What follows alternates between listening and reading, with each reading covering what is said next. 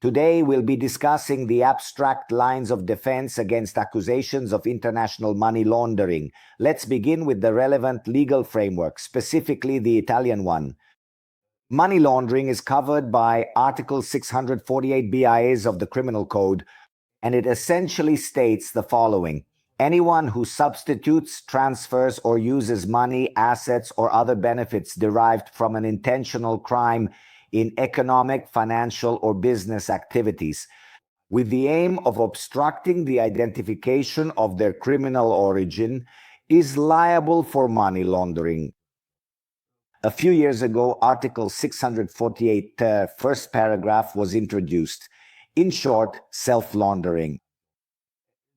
Under this law, anyone who independently uses, substitutes, or transfers the proceeds of their own crime into legal activities in order to obstruct their traceability is also punishable for the crime of money laundering. Money laundering is a phenomenon that is also combated by international laws, particularly the UN Convention Against Transnational Organized Crime, an international treaty signed in Palermo in 2000. There are also many EU directives against money laundering, the well-known AMLDs, specifically the 4th, 5th, and 6th directives. There are also numerous recommendations from international bodies such as the FATF, and the multilateral conventions against corruption and financial crime must be checked on a case-by-case basis. So what are the constituent elements to challenge? In other words, what are the abstract lines of defense? Generally, the strategy should focus on the absence of specific intent because money laundering is not a crime of mere conduct. It requires a genuine awareness of the asset's criminal origin. From a defense perspective, we could argue that the client had no concrete awareness of the illicit origin, or that the conduct was consistent with imprudent or negligent management, but not intentional. Another point of focus must be the legitimate origin of the funds. If the asset can be traced to documented sources, even if they are atypical, the charge should be dropped. The defense, for instance, can say the funds come from extra-legal activities that are nonetheless legitimate. Think of crypto, donations, gambling winnings, or informal occasional services. Often the requirement of obstructing identification is not met, meaning the mere transfer or use of money is not in itself money laundering if there's no intent to conceal the origin of the funds. At this point, the defense can certainly argue that the transaction was transparent and easily traceable, and that there was no element of sophistication or opacity. Finally, regarding the conduct itself, we must analyze any prior conduct that has already been judged or is statute barred. If the predicate offense is statute barred, or if there has been an acquittal, the basis for the money laundering charge can collapse. The defense could then argue that the predicate offense either doesn't exist or has not been proven. At this point, I'd like to go over a few abstract cases as an exercise. Case number 1, laundering from a foreign company. An Italian citizen receives wire transfers from a company registered in Cyprus. The Guardia di Finanza, or financial police, believes the funds are linked to tax fraud. The defendant claims they were for digital consulting services. What are the possible defense strategies? Challenging the criminal intent, arguing a lack of evidence of fraudulent intent, or demonstrating the traceability of the services rendered through contracts, emails, invoices, and wire transfers. Another element is analyzing the Cypriot tax system. For example, arguing the absence of at least certain proof of the original fraud. Another typical case involved the use of cryptocurrencies. For example, an entrepreneur converts cash proceeds from a parallel business activity into Bitcoin. The public prosecutor's office then accuses him of aggravated self-laundering. What are the possible defense strategies?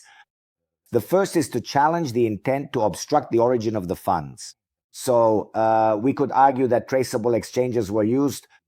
Secondly, one can argue for the legitimate nature of the cash. For instance, by explaining it came from a former family business that, while not properly declared for tax purposes, was otherwise lawful. Furthermore, it's advisable to request technical expert reports to demonstrate the transparency of the transaction. Now, for a final case, fiduciary management. A lawyer, for example, manages a trust account for a Russian client. The authorities then accuse him of laundering funds from corruption.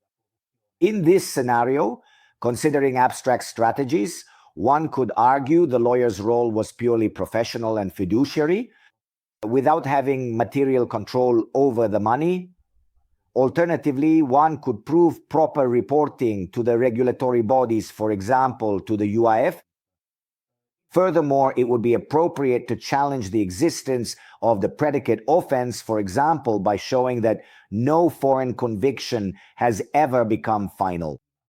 Let's talk about advanced defensive tools. So, what are these tools?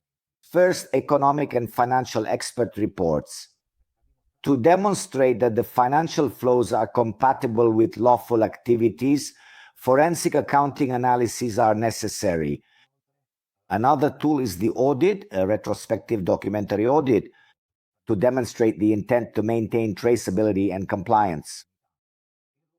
There are also international tools like active letters rogatory to obtain information from foreign jurisdictions that prove the lawfulness or transparency of the funds, especially if these funds are from outside the EU. Voluntary reporting or cooperation with the UIF and foreign authorities also play a role, because even after the fact, we can demonstrate in a way the absence of fraudulent intent and a cooperative attitude. Lastly, challenges based on the ECHR are important. I'm referring to Article 6 and Article 7 in cases of broad interpretations of the concept of criminal proceeds or a reversal of the burden of proof. Let's move on to complementary procedural strategies. The first is a preliminary ruling reference to the Court of Justice of the European Union if community-level operations are involved. Secondly, a preliminary ruling reference to the Constitutional Court in cases of legal presumptions or automatic sanctions. Lastly, a request for a defensive letter rogatory in the countries where the funds are presumed to originate. In conclusion, the defense against charges of international money laundering must be multi-level, that is, criminal, tax, corporate, and banking law. It must be multi-jurisdictional with the support of local counsel or letters rogatory. And above all, it must be proactive and technical to avoid the domino effect of reversing the burden of proof. So a professional lawyer, you could say, must thoroughly prepare the client in advance and carefully document every single financial transaction in detail to build an effective defensive dossier, even before any criminal charges are officially filed.